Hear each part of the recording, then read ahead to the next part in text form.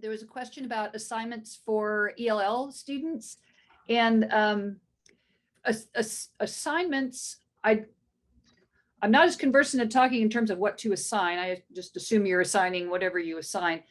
What I think would be, from this perspective, what would be helpful to anyone writing in a second language would be to make sure that they have a way of also doing some writing or some communication around the task in their native language. The reason for that is that it's extremely frustrating to be able to write at a higher level and then have to come back in that native language and be stuck there, kind of stuck in knowledge telling stage. But I would expect for them to be able to just stay with knowledge telling types of writing activities longer, but reassure them that you know that they can do the other work. Have them do some of that work in their native language or to do it verbally. I hope this is making sense. What I'm meaning is that give them an outlet for feeling smarter than the writing assignments in their non-native language are likely to let them feel, right? Because there's going to be a lot of just sort of impedance in the brain because they want to express, they can express ideas more fluently in another language, but they're having to write in this one. And that's a very frustrating process. So you want to give them an outlet to kind of relieve some of that frustration. So either having them write something, some kind of gloss on the text or response to the text in their native language, or to talk about the process of writing what they wrote verbally might be helpful. I don't know how much of that is currently built into ELL curricula. So maybe that's something that they already do. If it is, I'm sorry that I haven't offered you anything new, but I can find some more stuff if you can give me more specifics about what you already do in your class, if you want to put that in the chat, and I can get back to you after the presentation today too, if you want to drop an email. Okay, somebody mentioned the rhetorical appeals, which is cool because I have this in my notes, but I don't always mention it. If you've taught rhetoric from Aristotle's rhetorical triangle, you can see how that maps really well to the three representations that the cognitive psychologists have named or discovered or whatever, where ethos maps to the writer representation of the text, and logos maps to the text representation, and then pathos maps to the reader representation. So again, you have this triangular construction of three players in this game. And it's really interesting to me that the cognitive psychologists have done all this research and kind of landed on the same construction that the Greeks were talking about thousands of years ago. If you don't teach rhetoric, that may not be interesting to you, but I thought it was cool that somebody put it in the chat. If I can add something to that, I actually do teach the rhetoric, and that's part of what I teach is how if you change one aspect of any of those three, you have to change the others. So if you change your audience, that's going to change your message, and you're going to have to, so it resonated a lot what you were talking about earlier. So yeah. And I guess, the Greeks didn't really think about the brain and the mind the same way that we do. We're, thinking about gray matter versus everything else. That's what the cognitive psychologists are. But the process really is the same, whatever framework you want to use for, for describing it. The process is the same things are happening. We're noticing the same things anyway. So that was a very cool comparison. Somebody mentioned, a couple of people mentioned that when they do like face-to-face feedback sessions with students, or a couple of you have used AV feedback or audio or just verbal feedback with your students and had good results. And people talked about time saving. And I think I've used the phrase, I hate the word efficiency where writing is concerned, where instruction is concerned, but with writing, it is really important. If you give verbal feedback or one-on-one, you can sit and do a live synchronous session with a student. It is going to be more efficient in terms of what they absorb and what they transfer. But it can start to suck up a lot of your time, especially if you've gotten really good at giving written feedback quickly, you have rubrics and stuff like that. So be mindful that if you make a goal to like sit and have a one-on-one session with every student on every paper, it can eat huge amounts of your time.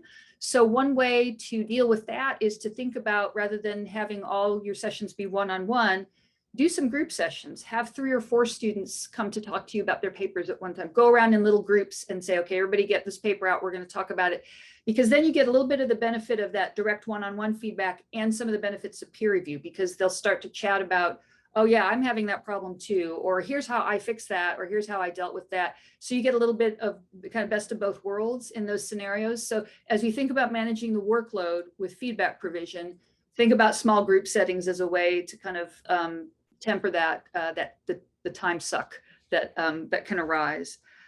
Somebody asked about the AP Lit questions that require analysis.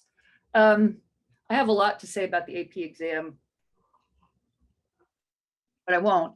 And I think the simplest, most honest answer I can give you is that any analysis they're going to do on a timed essay is going to have to be canned to a certain extent. And probably you're doing what you mostly need to do, which is to have them practice those skills and come up with the kind of analysis that the AP exam is going to want to see.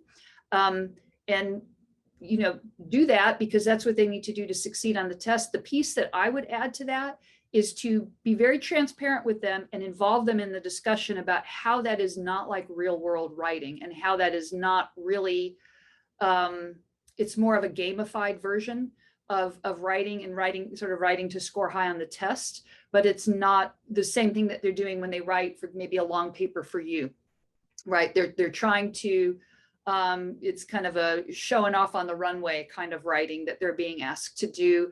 And there's no shame in saying, we're gonna give you like 3 tools for doing this, and you can go in and reliably answer probably any question with some of these analysis tools. But don't make the mistake of thinking that this is like how writing works in the real world or how you're going to do it in college, because it's really specific to the text. So that's the piece that I would add, because your students, as you know, they're not dumb. They know that when they're being asked to do something that's weird or artificial. My daughter came to me and said, they put me in an advanced class because I wrote something for the computer and the computer said it was good. Is that real? And I was like, no.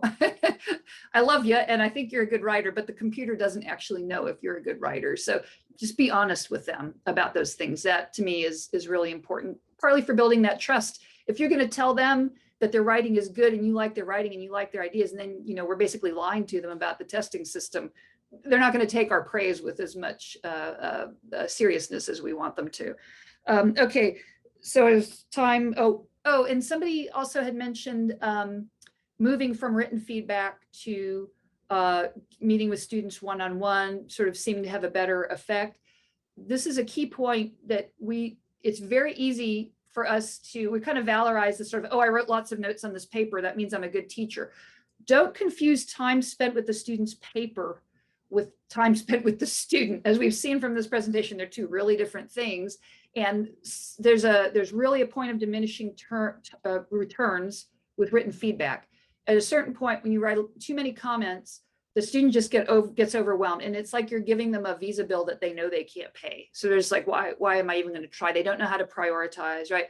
So finding a kind of a happy medium for writing some things on the text, reducing, maybe using minimal marking or a technique that's going to allow you to draw back on the amount of time you spend marking superficial surface error, invest a little more time in sort of narrative comments, and then building in some one-on-one time where you can have audiovisual for feedback or synchronous feedback will be a better investment of your time. I probably didn't clarify synchronous versus asynchronous. It's really simple. Synchronous feedback is like we're meeting in the same time space. It's either in person or on Zoom. You can see me, you can hear me, you can interrupt me, you could ask a question. Asynchronous is basically, I write something down, you get the paper back, you take it away, you work on it, you bring it back, or I record myself reading your paper and I give you that file and you watch it later. There's benefits to both, but synchronous tends to get you sort of better traction with making sure that your feedback has been understood by the student. That's the only difference with asynchronous, synchronous. And then somebody asked, yes. I was going to say, you have a really interesting question that you kind of alluded to on computer generated feedback. Yeah. I'd love to hear you talk about that. Selfishly. Let's see. So something, yeah. What's your take on computer generated feedback? Somebody asked about a couple of things and some specific ones. I'm actually getting ready to present on this in a couple of weeks at the International Writing Across the Curriculum Conference. And I would love for there to be some sort of way for computers to read writing for quality and meaning, but it's not anywhere on the horizon yet at all. What you're seeing is a lot of lot of really good marketing teams who are selling these things as solutions to school systems and administrators. And the evidence is just really clear. They can look for markers of really simplistic things. They can look for lexical complexity, vocabulary. To a certain extent, they can look at complexity of sentence structure. They can, with some accuracy, they can assess grammatical correctness, although they're not great. I mean, I think the last time I assessed Grammarly, it was about 50-50 and really persnickety about the sorts of things that it would flag or not flag.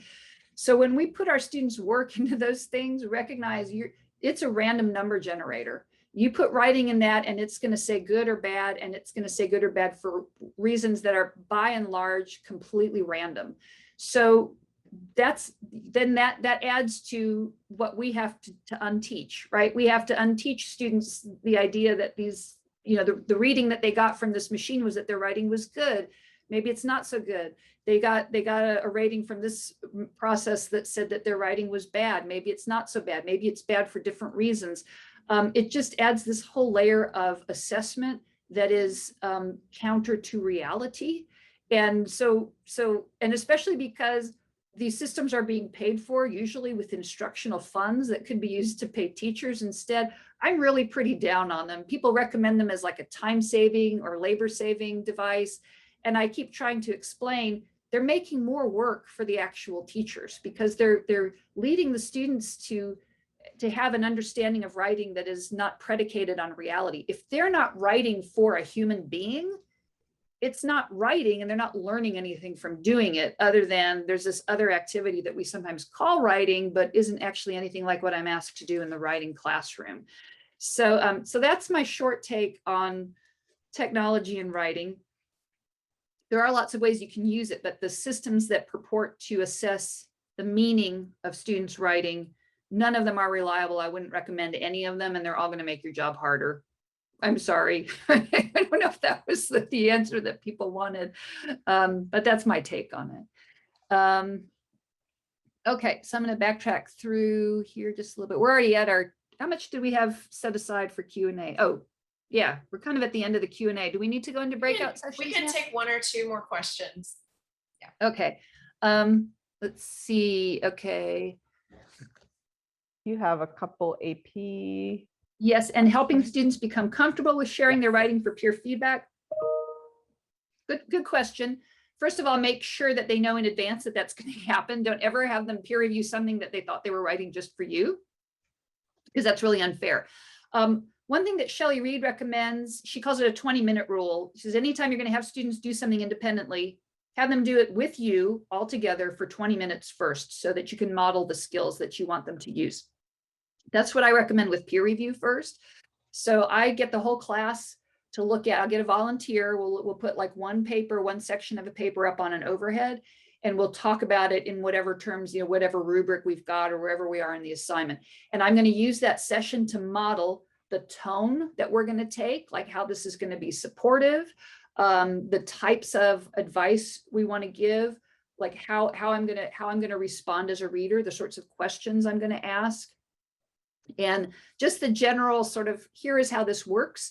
The other great thing with doing that as a group in peer review is it really gives everybody a shared sense of we're all in this together, right? So it forms a little bit of a group cohesiveness. It makes it clear nobody's going to attack anybody. There's not going to be that this is a supportive project. So that's what I suggest starting with before you send them in groups. My students really like group peer review, and they usually wanted to do it with each assignment because it let everybody kind of have a group conversation about not just one particular person's writing, but about the assignment, what everybody was struggling with, what was hard about it, and things like that. So, so I can give you more information on that, but that's the way I recommend kind of acclimating students to your particular expectations and making sure that you know that your students are kind of aligned with what you want them to be doing in peer review and how you want them to approach it. Let's see. Contradicts some of past experience because I was lacking knowledge, had narrowed my thinking, but last year was transformative. Okay, I'd like to hear more about that, but we'll have to wait on it. Warned about returning papers with too many red marks. but returning them with uncorrected errors is a concern. So if you're not familiar with minimal marking as a process, that's Rich Haswell wrote a paper about it way back in the 70s or 80s. It can mean a lot of things, but what it generally means is you take a section of the student's text and you mark it more specifically for error without providing the fixes that they need to make, just indicating problems. And then you tell them, now take this and go through the rest of the paper and find the other similar errors. You can also respond on error by helping them find patterns of error. So instead of marking every problem, say you had a lot of sentence boundary errors, I want you to go through, read every sentence and see if you can split it into two or make sure that it has a subject and a verb, but give them kind of a pattern rather than a discrete list of things to go back and check. You can also try having them keep like a grammar log or an error log. Here's the mistakes I typically make or the things I typically do that impede reader comprehension. That's the way I prefer to say it. And then they know to always go back and check their own papers for those things. So that gives them some ownership over it. And it helps them see they're not necessarily making 500 errors in a paper. They're making the same 5 errors 100 times each. And that's a little bit easier problem to deal with, is to see it as a pattern rather than multiple instantiations of transgression. Computer generated. Yeah, so your AP students have a hard time shaking off that canned analysis response. Absolutely, it's training them to do the opposite of writing. And there's not a lot you can do other than burning stuff down, but you can be honest and transparent with them and have them interrogate that. Again, like I said, they're really smart. They see the hypocrisy, let them talk about it, and that will help. How would you talk about group conferencing? How would you structure that? It depends on what they're working on. If it's a short paper, we could have them each, you might sit them all down and say, everybody pick one section that you want help with that is like giving you the most trouble or that you have the most questions about, and we're each going to read it aloud. Or I might say everybody's going to read their introduction. It'll kind of depend on the assignment, how much time we have, where they are, and just how chatty the group is, if I know their personalities at that point. And again, they'll have to trust each other. So I wouldn't do this in the first week of the class. I would let them talk about, maybe smaller pieces of their work or other, if they're doing literary analysis, just get a sense for how aggressive they are with talking about writing, and be ready to kind of pull that back when they're talking about one another's writing and say, okay, but we're going to be talking about your writing next. So how would you want to rephrase? I've used that before. We're going to be talking about your writing next. So would you like to rephrase your comment and your suggestion for this writer? Because you're on the block next. Everybody's taking a turn, right? It's a lot of this is really about you setting the tone and being in charge. The students who are shy will watch early on. They'll watch the volunteers and they'll watch you to see if you're keeping things safe and respectful. So you got to be really careful in those early sessions that you're setting that tone and you're setting the boundaries around respectful, supportive behavior. So take that really seriously.